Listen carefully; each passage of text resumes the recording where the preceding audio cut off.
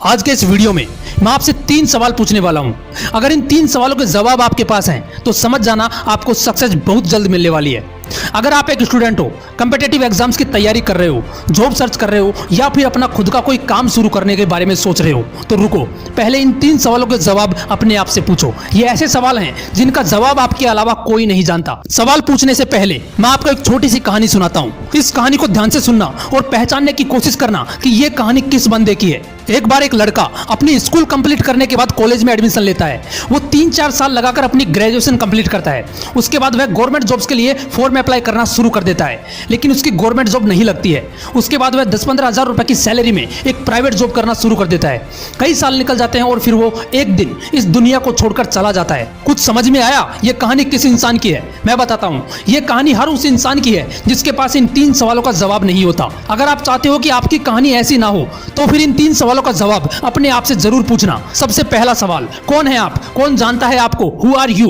अपनी कहानी को इंटरेस्टिंग बनाने के लिए आपको इस दुनिया को बताना पड़ेगा कि आप कौन हैं, और उसके लिए आपको कुछ ऐसा करना पड़ेगा जो लाखों में कोई एक करता है। याद रखना, हर ताज के लिए सर होता है लेकिन हर सर के लिए ताज नहीं होता। उस ताज के लिए पहले आपको राजा की तरह बनना पड़ेगा।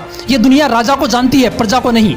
और राजा की तरह जिंदगी जीने के लिए, अपनी एक पहचान बनाने के लिए, अपनी एक कहानी बनाने के लिए आपको दूसरे सवाल का जवाब खुद से पूछना पड़ेगा। आप क्या बनना चाहते हैं? आपकी सबसे बड़ी प्रॉब्लम पता है क्या है? आपको यही नहीं पता होता कि आप बनना क्या चाहते हैं। अगर पड़ोस का कोई लड़का रेलवे में जॉब लगता है तो आप भी रेलवे के फॉर्म अप्लाई करना शुरू कर देते हैं। अगर गांव में कोई लड़का कलेक्टर बन जाता है तो गांव के आधे से ज्यादा लड़कों के भूत सवार हो जाता है यूपीएससी का। किसी को भी तुम सक्सेसफुल होता देखते हो ना तो तुम भी उसी फील्ड में जाने के बारे में सोचने लग जाते हो, क्योंकि आपको तीसरे सवाल का जवाब नहीं पता होता है। जो आपको एक बार खुद से पूछना है वो सवाल है क्यों।